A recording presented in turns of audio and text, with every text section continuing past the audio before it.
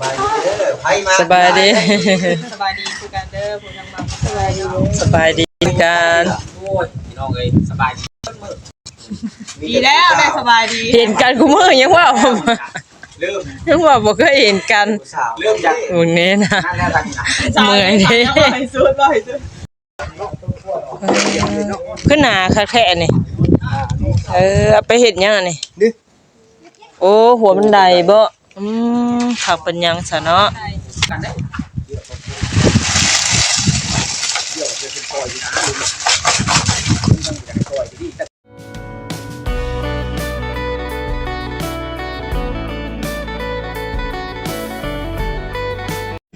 เปิดภาพมาอยู่กับน้องเตเด้อพี่น้องเอ้ยเนาะ เข้าไปเบิ่งก่อน กับทักทายสบายดีพ่อแม่พี่น้อง FC ปาดุงเบิดสุขทุกคนเด้อเนาะสิบอกว่าช่วงนี้ก็ทางสร้างเพิ่นกำลังเทพื้นเนาะเทพื้นอีกรอบ2พี่น้องเอ้ย นั่งหย่อมน้ำซอยสร้างที่นี่เมื่อยเลยห้องทุกเจ้ามาหย่อมซอยกับบ่ได้มี ไสคือบ่ได้ห้องบ่ได้ยิน โอ้ยบ่ได้ยินนะ ว่าเชิญดังบัดย่านเราอาตนุงได้ครึ่งเดือนนึงมันได้ซักอยู่เนาะ พอได้แล้วนี่ เอาทิ้งเนาะ น้ำช่วยค่ะเนาะเป็นบ่ ว่าเราหิวซอย2จนเมื่อยจนเช้าว่า ได้ย้อนเด้ สบายดีเราไปบายเนาะพี่น้องเอ้ย สร้างที่ปวดหัวเลยพี่น้องเอ้ย มาบัดนี้จนแล้วติว่าจนแล้ว คันเดี๋ยวว่ามีสะดวกนี่ทุกเจ้าประทันเลี้ยวก่อน แต่บ่ทันดีแล้วทางบ่เองเพิ่นทางคุณ สบายดีเด้อไผมา สบายดี สบายดีคือการเด้อผู้ทางบ้านสบายดี สบายดีกัน โอ้ยพี่น้องเอ้ยสบายดี ดีแล้วได้สบายดี เห็นกันกูมื้อยังว่า เริ่ม ยังว่าบ่เคยเห็นกัน เริ่มจาก มื้อนี้นะ นั่นแล้วกันนะ เมื่อยเด้ บ่ให้สุดบ่ให้สุดสาวบ่ปล่อยอ่ะเจ้าเอาเมียปล่อย เออ สาวเมียปล่อยว่าสาวปล่อย เอาแล้วว้าวประตูแล้วมานี่ เอาว่าเอื้อนว่าให้เมียออกมาทางเงิน เจ้าส่งซิกกันทั้งอากาศเลยบ่ส่งซิกว่าเพื่อนเลยเนาะ เออ นี่ทำนะครับ คนละพังดิ เนาะทางยังอยู่ใกล้ไม่ได้นะทีนี้ทางเงินเลยคำซอยลูกใส่ปัว เอาหักลูกเกินผัวเฮ็ดได้ซะ ปัวนายเอาลูกน้อยเพื่อนได้ปัวละเนี่ยเอาออกมาหาเงิน เป็นช่างคืนแล้วไปจักลอกบัดนี้เนาะ เฮ็ดให้ตีนสาวเลยบ่ เอาเห็นยังกันอ่ะบ่สั่งยังเจ้าพี่เท่ไปดูที่ไปทำผมเห็นแล้วสั่งมาเดี๋ยวเอ้ยเฮ้ย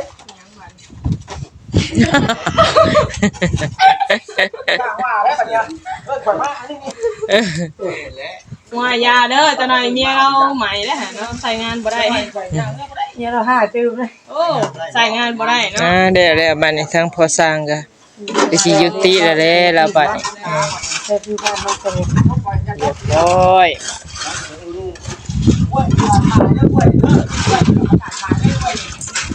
ปีเท่าไหร่ปี5,000บ่ อ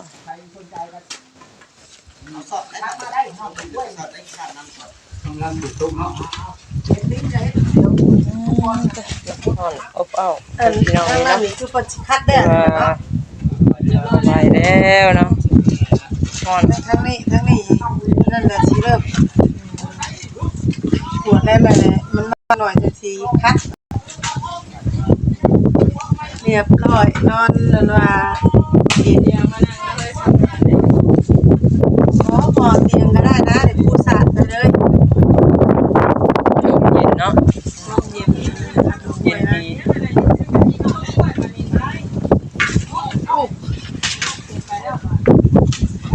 บอกกับไพ่เฮ็ดยังลาวน่ะ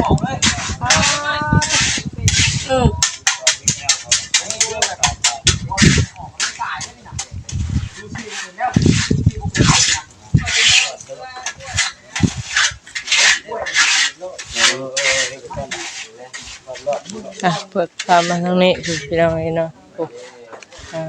ใหม่ต่ออันนี้เพิ่นสิเฮ็ดทางใดอีกเด้นี่เนาะพี่น้องเอ้ย ไม่หลายพอสมควรเนาะ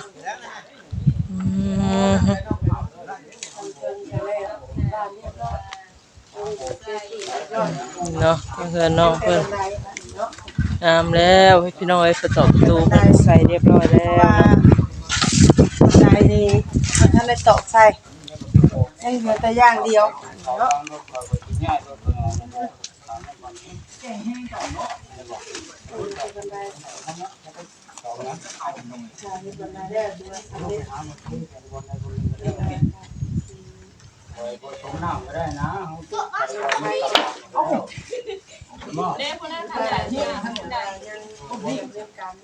พุทธต้นกล้วยออกที่นี่ไว้ก็ได้เป็นไม้เรือนครัวมันสิทับยากได้ห้องไว้ก็ได้นะใช่บ่แม่นหรอกมันก็เป็น ประตูเนาะไม่เอาตอกมาเฮ็ดขึ้นหนาค่ะแค่นี่เอาไปเฮ็ดหยังนี่โอ้หัวบันไดบ่ขับเป็นหยังซะเนาะบันไดตัดได้จักอันเด้นี่เนาะได้อยู่รอก2-3อัน2 ปลายมา3รุ่นจะบ่สัตว์ได้บ่ ได้อยู่ประมาณ2 ปลาย2 ตัว 3บ่พอ 4แผ่นเด้พอเพราะว่า พอ80เซนเนาะ80ไม่พอได้ฉัน ดีกล้วย 2 เมตรบ่ไม่นี่ โอ้บ่ให้ 38 ไม่2เมตร ไม่2 แม่ เมตร ต้นกล้วยแล้วจะถึงเจ็บบ่ ได้แต่2 3บ่ฮะ3แผ่นนี่3พันนี่7คัน แท้เบิ่งคันว่า ได้ จะ แต่ ทำไร มาแล้ว3แผ่นนี่สั่งไปเสือได้มาครับ เด้48เด้ แม่น อันเดียวนี่มี2อัน ๆแม่นอันหนึงตัดครึ่งได้3บัตรไปเพิ่นเพราะว่าไม้2เมตรได้ไม้มันพอ2เมตร40ตัดได้3ว่าเจ้า คอนมันก็บ่ฮอดอะไรไปกิน80 ผมเจ้าตัดได้อัน เบิ่งเลย15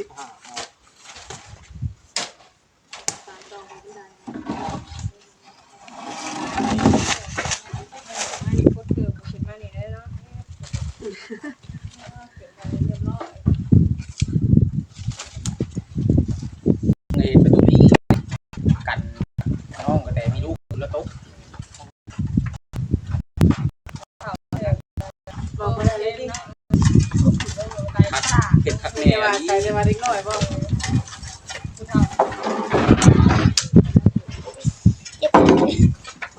ตัวนั้นเนี่ยเด็กเนาะ โอ้จักสร้างสิมาเฮ็ดแถวใดเด้บ่นี่เบิ่ง ให้ผู้สาวเข้าไว้นี่ไม่มีผลงานนำกันได้เดี๋ยวจะเป็นปล่อยอยู่นะต้องอยากปล่อยที่จะเก่งใจแห้งอันนี้ เอาไปที่ เพื่อสิมาแต่ ใส่เอาบ่เดือ ทำเก่งใจ เหลือละเทพติดเสาให้มันแหลกกันเนาะ เป็นบ้านเลยเดือดไก่ เคลียร์ลงล่ะเป็นอยู่บ่ ประเทศนะครับ เท่ เองนี่บ่เอา ยังหาเท่มันโกนหัวมันโกนมันเขาจะเห็นข้าม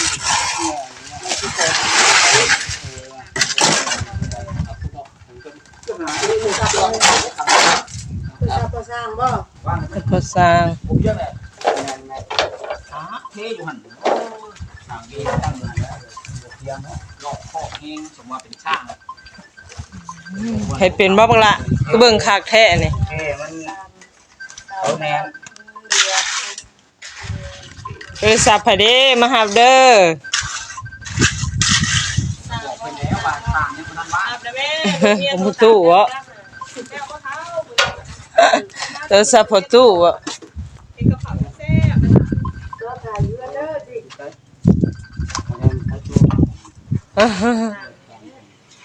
เรือลายดิปูนเนาะ บริเวณที่ยังบริเลี้ยวยังบริโภคดิ เรือที่ว่าเฮานี่นะตุ่มนี่ได้ ยังบริโภคเป็นยังจีเท่หนักเลยนั่งเลย เรือเทพื้นแล้วนั่น ยังจีเท่จีได้พื้นหนัก ย่างรอไปรอมาอยู่ เราปากน้ำได้เพราะว่าเจ้าเก่ง เอาเราเอาบ่ได้ ผลมากของมือดิทามของมือแล้วปากอีกเรื่อง ว่าเราผู้วางควายดิ อีก ว่าได้แล้ว ถ้าเราว่าเจ็บนี่นี่ว่าว่าเจ้าทีก็บอกร้อนแล้วเนาะน้ำป่าต้องปล่อยอยู่กี่ดิ เราบ่ได้เว้าแต่น้ำเจ้าบ่ แล้วบอกแต่น้ำเจ้านั่นสะ บ่หามโอ้ย ย่าโอ้ยน้ำมันน่ะ ถึงพอสร้างแล้วล่ะ ก็อย่าป่าของเราเนาะทานเป็นยังไงเจ็บอีกเจ็บตัวก็ทำเป็นยังเจ็บแล้วว่ะ น้ำกินน้ำแล้วมันน้ำกินน้ำมัน เฮ้ยสาวหักหน่อยเนาะเนาะ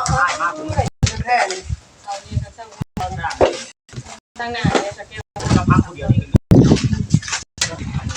โอ้ยบ่ไหวพี่น้องอ่อนอบเอาคือเก่าเนาะวันนี้บรรยากาศโอ้ยพี่น้องเอ้ยว่าเนาะที่ว่าทางน้องเตเพิ่นอยู่เนาะกะสิห่างๆแน่พี่น้องเอ้ยอยู่พี่ก็มีทุ่งไร่ทุ่งนาเนาะเพื่อนกะสิห่างๆกันเนาะรอบๆข้าง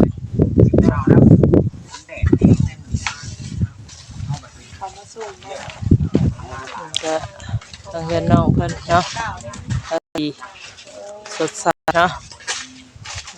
แน่พี่น้องเอ้ยก็เทพื้นเรียบร้อยแล้วเนาะนี่ก็ไม่บันไดหัวสันสี่ งามบ่